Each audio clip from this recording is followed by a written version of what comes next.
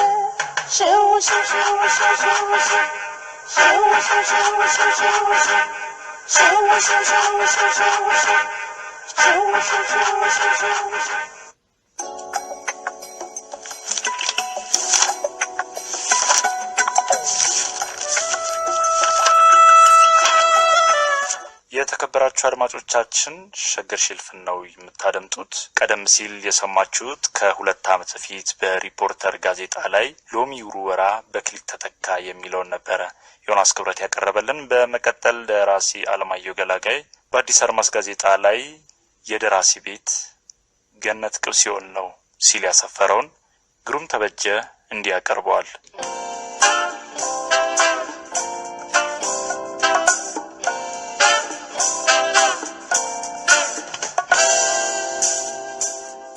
የደራሲ ቤት ገነት ቅብሲዮን ነው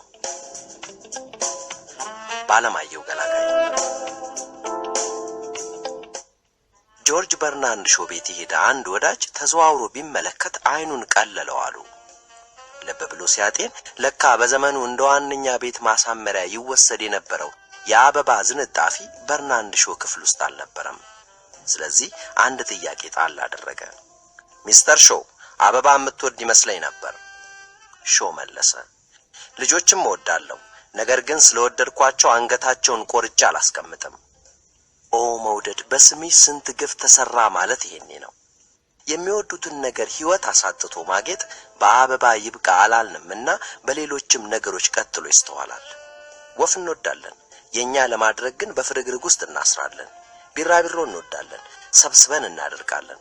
ሴት እንወዳለን፣ አንቀን እንገድላለን።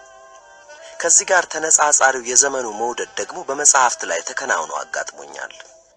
የተወደዱ የአማርኛ መጽሐፍት በሚል መነሻ የተለያዩ ስራዎችን የኮምፒውተር ውልድ በማድረግ መቀባበልና በዌብሳይት መልቀቅ ምን የሚሉት መውደድ ይሆን? የዚህ ሰለባ ከሆኑ ስራዎች ውስጥ ጥቂቶቹን አይቻለሁ። የጸጋዬ ገብረመድህን እሳቱ አበባ፣ የስብሐት ገብረ እግዚአብሔር 567፣ የደበበ ሰይፉ የብርሃን ፍቅር፣ የከበደ ሚካኤል የትንቢት ቀጠሮ፣ የብርሃኑ ዘሪሁን የታንጉት ሚስጥር፣ የዳኛቸው ወርቁ አደፍርስ፣ የበእውቀቱ ስዩም በራሪ ቅጠሎች። ካየኋቸው ባሻገር ከሰው የሰማኋቸው ደግሞ እጅግ ብዙ ናቸው። ይህ ዘመን አመጣሽ ወረርሽኝ ከህግ በላይ በመንሰራፋቱ ከህሊና ውጪ የሚዳኘው እንደሌለ ግልጽ ነው። ድርጊቱ ከህሊና በላይ የሚሆነው ራሱ ህሊና ሳይኖር ሲቀር ብቻ ይመስለኛል። ሙጥኝ የሚባለው የሰው ልጅ አስተውሎት ከሌለ ደራሲውን እንደ አበባ ዘንጥፎ የጥቂት ቀን መድመቂያ ከማድረግ በማይተናነሰው መውደድ መቀጠል ይቻላል። ባለፈው ሳምንት አንድ ወዳጅ ደውሎ የኔም መጽሐፍ የኮምፒውተር ውልድ ተደርጎ ዌብሳይት ላይ መለቀቁን ነገረኝ። የቱ መጽሐፍ ስል ጠየቅኩት። አጥቢያ አለኝ። ግራ ተጋባው። አጥቢያ 3000 ኮፒ የታተመው ከ8 ዓመታት በፊት ነበር። ተሸጦ ያለቀው በ7 ዓመታት ምጥ በመሆኑ ለዚህ መጽሐፍ መጥፎ ትዝታ አለኝ። አሳታሚው ሱቅ ውስጥ ተደርድሮ ስመለከተው እንደ ደማነስ ያለ ተስፋ መቁረጥ ጅው አድርጎ ይወስደኝ ነበር። የህትመቱ ወጪ የተሸፈነው በአሳታሚውና በአንድ ጓደኛዬ መዋጮ ሲሆን መጽሐፉ በ7ኛ ዓመቱ ሲያልቅ ያተረፍኩት ትልቅ እፎይታ ብቻ ነበር። አሁን ከ4 ወር በፊት ደግሞ ለሁለተኛ እትም የሚያነሳሱ መረጃዎች በመብዛታቸው ከአንድ አሳታሚ ጋር ተዋውዬ 3000 ቅጂ ታተመ። ውረድ እንውረድ ያሉት የአጥቢያ ጠያቂዎች አፋፍ ቆመው ስላፈገፈጉ የታተመው እንዳለ ተቀምጧል የሚል መረጃ ሰሞኑን ደርሶኛል። ለሁለተኛ እትም ሁለተኛ ዙር ተስፋ መቁረጥ እየዳዳኝ ሳለ ነው በዌብሳይት መለቀቁን የሰማሁት። የሚገርመው ደግሞ ኮፒ ያደረጉት ሁለተኛውን እትም ከነሽፋኑ ነው። ለምን? ዋጋው በዛ? ከገበያ ጠፋ? ያን ያክል ተፈለገ? ይሄ ሁሉ ምክንያት አይሆንም። መንስኤው ያው አበባን ወዶ በመዘንጠፍ የመርካት አባዜ የተጠናወተው ይመስላል። ጥሩ ደራሲ ሆኖ ግሩም መጽሐፍ ጽፎ የመክበር ባህልም ሎተሪ ቆርጦ እድለኛ ከመሆን ጋር ተነጻጻሪ ነው። መክበር ቀርቶ መኖር አይቻልም። ይሄንን በሌሎቹ ደራሲዎች ሕይወት ሳይሆን ከኔ ኑሮ አረጋግጫለሁ። እንዲህ ከፋል ብዬ ባልጠብቅም ከመጀመሪያው ደራሲነት መሻቴ ጋር ድሎትን አዳብዬ አላሰብኩም። አዘክቱ ግን እገምተው ከነበረው በታች ጨርሶ የማይታይ ሩቅ ነው። ለተረት የቀረበው የህይወት ቅንጣቶች የበዙበት ዥንጉርጉር። ይሄም ሆኖ ያንን ሁሉ መከራ ለማካካስ የማይገደው የሰው መውደድ አለበት። ያለ መዋሸት የደራሲ ቤት ገነት ቅብ ሲኦል መሆኑ እሙን ነው። በእጥረት የተወጠረ የመከራ ዳስ ሆኖ ሳለ ሌሎች ነፍሶች እንዲጠለሉት ግድ ያለ ጊዜ ያን መከራው ይከፋል። ሚስትና ልጆች ካሉ ማለት ነው። ለዚህ ማሳያ የበዓሉ ግርማን ደራሲው የተሰኘ ልብ ወለድ ማንበብ በቂ ነው። ደራሲው ሲራክ በመጽሐፍቶቹ የገባውን ኪሳራ ሚስቱና ልጆቹ ሲገፈግፉ በጉልህ ይታያል። በእጥረት የመወጠሩ ችግር በኑሮ ጉድለት ብቻ የሚተረጎም አይደለም። የፍቅርና የእንክብካቤ ማጣት የተጠናወተውም ነው። ለዚህ ደግሞ የበዓሉ ግርማን ልብ ወለድ ሳይሆን ህይወቱን እንጥቀስ። የካድማስ ባሻገርን መታሰቢያነት ለባለቤቱና ለልጆቹ ሰጥቷል። የመታሰቢያነቱን ምክንያት ደግሞ ምስጋናው ላይ እንዲህ ሲል ገልጾታል። ለውጥና ሽርሽር ያማራቸው ቤት ውስጥ ከወርወር ተዘግተው በመክረም ፍላጎታቸውን መስዋዕት ላደረጉት ለባለቤቴ ለአልማዝ፣ ለልጆቼ ለመስከረምና ለዘላለም ምስጋና ይገባቸዋል። እነዚህ ነፍሶች መስዋዕት ያደረጉት ፍላጎታቸውን ብቻ ሳይሆን ባለቤት ባሏን፣ ልጆች አባታቸውን ጭምር ነው። ደራሲው ዓመቱን ሙሉ ከድርሰት ጋር ነውና ቤት ውስጥ ቢሆንም ከነርሱ ጋር እንዳይደለሙን ነው። እናስ ባልንና አባትን ያክል እጥረት እንኳንስ በጎዳደለ ኑሮ ድሎት በበዛበት ህይወት ሲካካሳል። እንግዲህ መጽሐፍትን የኮምፒውተር ውልድ አድርጎ ያለ ዋጋ ማስቀረት ከህግም በላይ የህሊና ጥያቄ የሚኖርበት እዚህ ላይ ነው። ሰው ስንቴ ይቀጣ በኑሮ እጥረት፣ በባል ፍቅር እጦት፣ በአባት እንክብካቤ ጉድለት፣ ከዚህ ሁሉ በኋላ ደግሞ በውርስ መጽሐፍት መና መቅረት። ከዚህ ውስጥ እጅን ማስገባት ንጹሃንን ሰለባ የማድረግ ግፍ አለበት። እደግመዋለሁ፣ ይህ ዘመን አመጣሽ ወረርሽኝ ከህግ በላይ የተንሰራፋ ነውና ከህሊና ውጪ የሚዳኘው እንደሌለ እሙን ነው። ድርጊቱ ከህሊና በላይ የሚሆነው ራሱ ህሊና ሳይኖር ሲቀር ብቻ ይመስለኛል። ሙጥኝ የሚባለው የሰው ልጅ አስተውሎት ከሌለ ደራሲውንና ቤተሰቡን እንዳበባ ዘንጥፎ የጥቂት ቀን መድመቂያ ከማድረግ በማይተናነሰው መውደድ መቀጠል ይቻላል።